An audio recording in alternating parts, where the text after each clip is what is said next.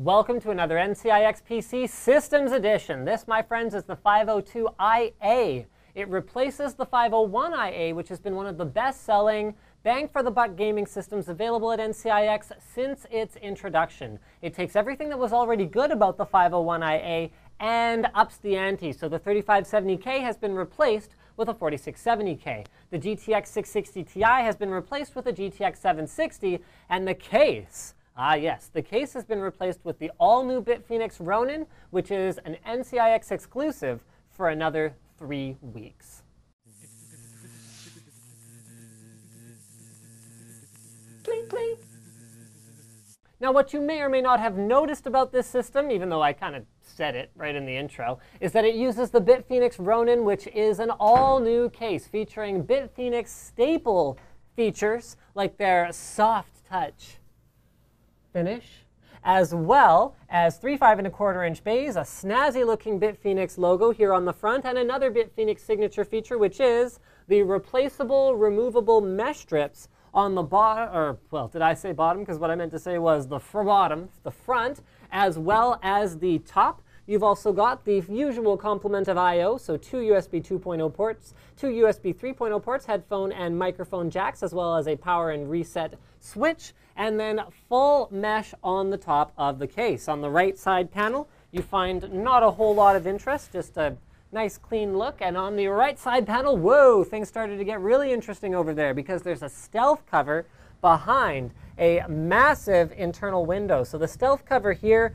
covers up all the cables and junk that would normally you'd see coming out of your power supply or sticking out of your 5 1/4-inch bays, giving you a very clean look to your build, even if you don't have the time or patience to do cable management properly, which isn't to say that there's any excuse to not do cable management properly, because it ain't that difficult these days. But there you have it. You can hide your mess better than before, in spite of the very large window. You don't have to put it in, though. You can leave it out. On the back, we find a 120mm cooling fan, as well as a PS2 keyboard mouse combo port, 2 USB 2.0 ports, mini display port out, HDMI out, DVI out, and VGA out, so lots of outputs, optical audio out, 4 USB 3.0 ports, gigabit Ethernet, and 7.1 audio out. Courtesy of our GTX 760, we've got 2 more DVI ports, an HDMI port, and a DisplayPort port. How redundant is that? All right, well, we got that sorted out, and we are now inside the case, so you just have to pinch together.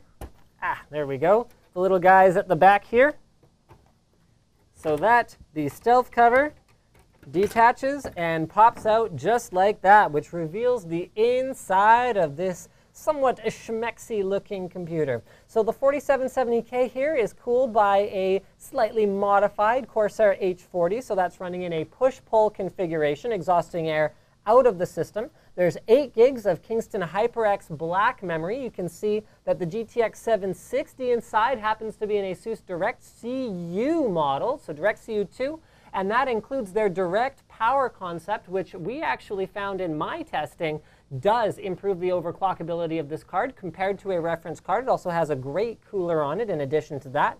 There's a Z87A motherboard in here with that golden color scheme that we've come to expect from, well, no, actually, we haven't come to expect that at all. That's an all-new thing from ASUS with their Z87 boards. And the concept was, well, we're #1, so we're giving ourselves the gold medal here, and boom, that's from JJ himself.